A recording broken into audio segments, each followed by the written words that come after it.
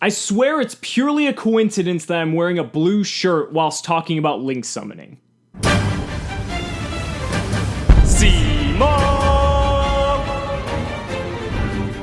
What's going on, guys? It's Cimo. Now, today I wanted to do a discussion talking about the problem with link summoning, and this is kind of a video that I've been wanting to do, but I really wanted to hone my argument for this case, because this isn't just going to be some blind rant that, oh, link summoning is going to ruin the game, and oh my god, it's the worst thing ever, because I swear to god, every single time a new summoning mechanic comes out, everyone thinks like it's the end of Yu-Gi-Oh! Like when Synchro Summoning came out, everyone thought it was Armageddon. When Xyz Summoning came out, everyone thought like everything was crashing down. When Pendulum Summoning came out, like I could just refer to every single time a stupid new mechanic came out that everyone just said it was going to break the game. And you know what? We survived, and ironically, if you want to take a look at Pendulum Summoning right now, the best decks currently in the game don't even utilize the Pendulum Summoning mechanic. The closest thing to it is Metal Foes, but the top decks are not even using Pendulum Summoning whatsoever. So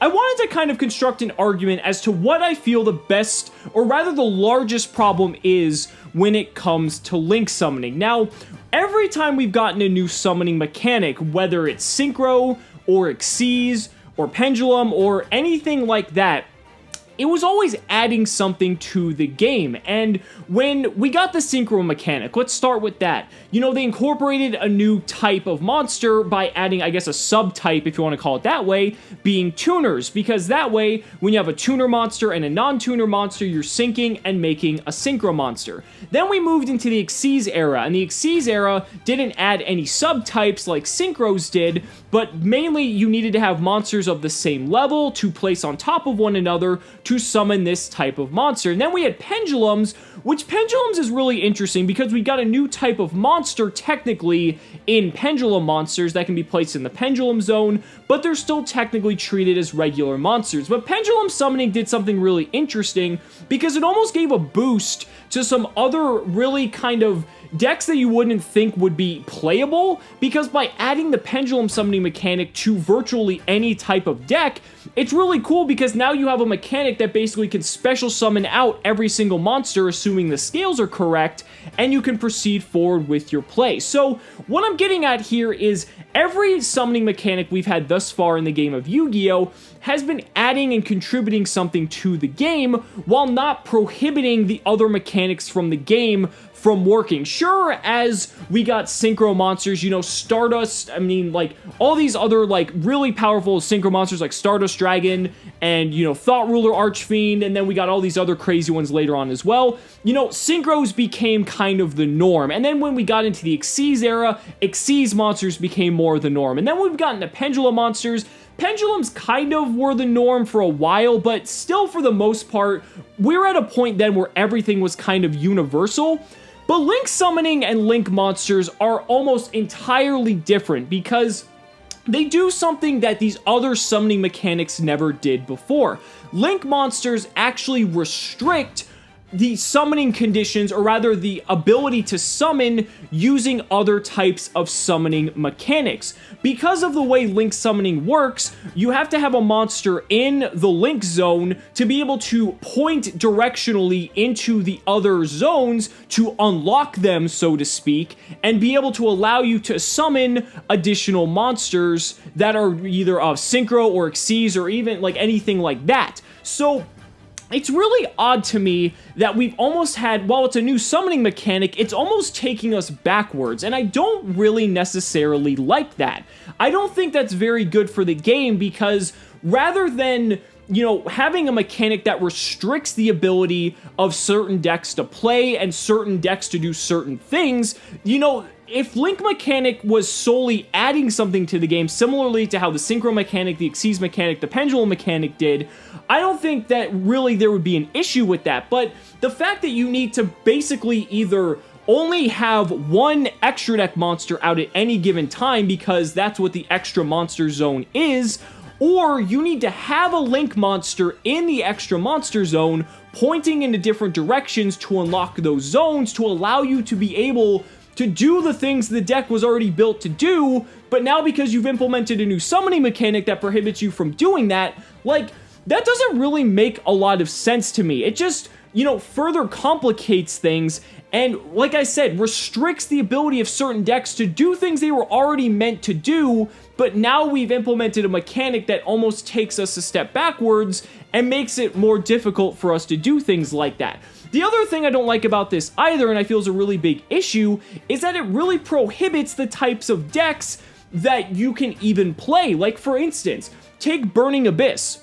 Burning Abyss, you know, sure, you still have your extra deck monster zone, so you could still summon your one Dante or your Beatrice or whatever, and then if Beatrice dies, summon your Dante Pilgrim, anything like that. The issue is, you can't summon more than one Dante, so you can't summon a Link monster unless it's a Burning Abyss Link monster, which we might get, who the fuck knows. But for the time being, there is no Link Burning Abyss monster, so if you wanted to summon multiple copies of Dante, the issue is, you can't actually do it because a Link monster doesn't have Burning Abyss in the name, so all the Burning Abyss monsters will kill themselves, and then you're just completely shit out of luck. Also take, for example, some other decks like, let's say some super heavy synchro-based decks. Like, not specifically super heavy Samurai, but like decks like almost that are just made to shit out multiple copies of Quasar or Cosmic Blazar Dragon, things like that. I know that in the Link summoning format, these decks are still viable, but the ability to perform the plays that these decks were usually capable of doing is so much more of a pain in the ass than it used to be that it's just further complicating the things that the decks are meant to do. And this really goes for any deck that revolves around using the extra deck mechanic. Again, let's take another deck like Zodiac. Now, I know Zodiac is still completely playable in the Link format, but the thing about it is, you're having to go so much more out of the way to do and perform some of the combos you would normally be able to do that, again, it's just so much, it's entirely inconvenient to do so. I think a really good example of this is if you look at True King Dinosaurs in the OCG and True King Dinosaurs in the TCG. So what's interesting about this is, True King Dinosaurs in the OCG, if you watch some of the games that they play, they use the extra deck monster zone for maybe a card like VFD, or rather True King of All Calamities, maybe a copy of Dolka, depending on the circumstance, or maybe even Abyss Dweller if they're playing something like the Mirror Match. It depends on the situation, but the extra deck almost becomes like this toolbox where whatever the one card you need is in that situation, that's what you make.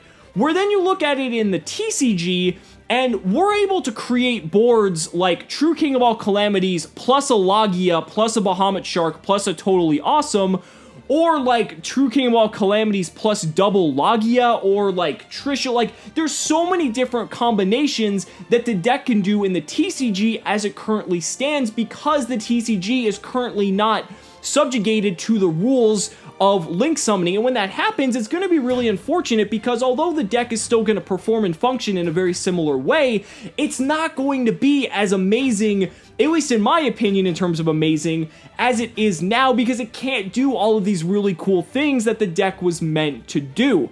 It really just limits and almost just prohibits the deck from really being able to shine. I think that's really unfortunate. Now, the other thing that goes with this as well, and I think this will really be highlighted with the example of the True King Dinosaur example I just said, the issue is with Link summoning as well, is that Link summoning as it currently stands, there isn't any generic Link monster support. Now, I know that it's still very early on, and eventually we get some, like, generically busted cards because Konami needs to sell cards to make money, etc., etc. That's a whole nother different discussion altogether.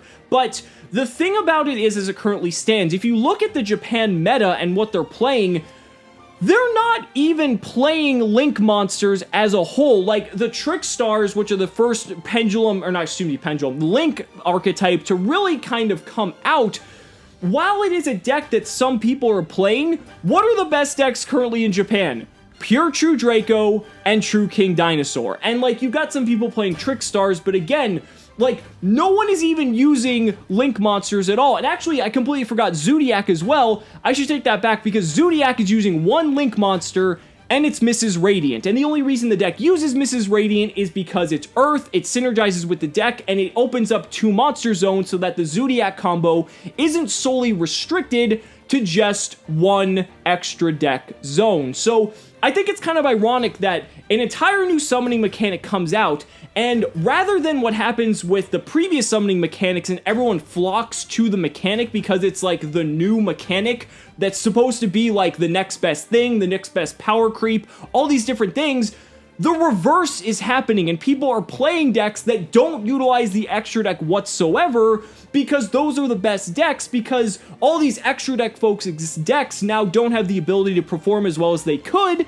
and any deck that can just use the main deck as its main resource and almost use the extra deck just as a supplement, those are the decks that you're seeing do incredibly well in the Japan meta. So overall, I just think it's really interesting how the Link monsters and the Link summoning mechanic as a whole is kind of almost the complete reverse of summoning mechanics we've seen in the past, and kind of the effect that they're having on the game, and how the player base is adapting to this new mechanic as a whole. It's going to be really interesting once we do finally get that generic Link support, because that's probably going to change a lot of things entirely, and quite frankly, it's going to there's going to be that tipping point where Link monsters are going to be all the rage, and that's really going to be the thing to play. But I think the biggest issue I have with it, on top of everything else, is how complicated it is to really explain this to someone, especially someone who's returning to the game or brand new to the game.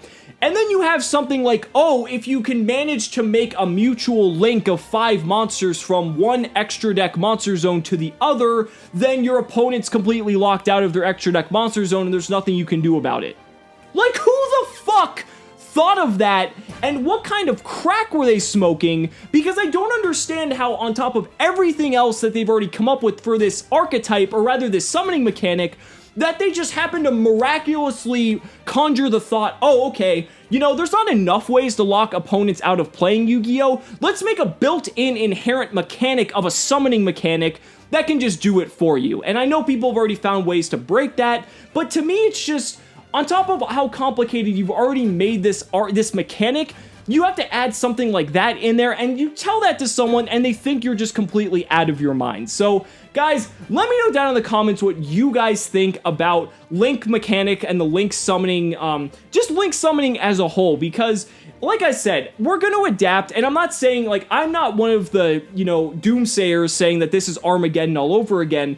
I'm just really fascinated with how the player base is adapting to the Link mechanic, and how people are just, like, not even playing Link monsters as a whole, which kind of makes sense, but at the same time, I want to really hear your guys' thoughts on the subject as well. So guys, thank you so much for watching the video. Be sure to like the video as always, subscribe to the channel for more amazing Yu-Gi-Oh content, and also be sure to back me on Patreon, because just by pledging only $1 a month, you're investing in my ability to continue bringing you amazing Yu-Gi-Oh content. So thanks so much again, and we'll see you next time.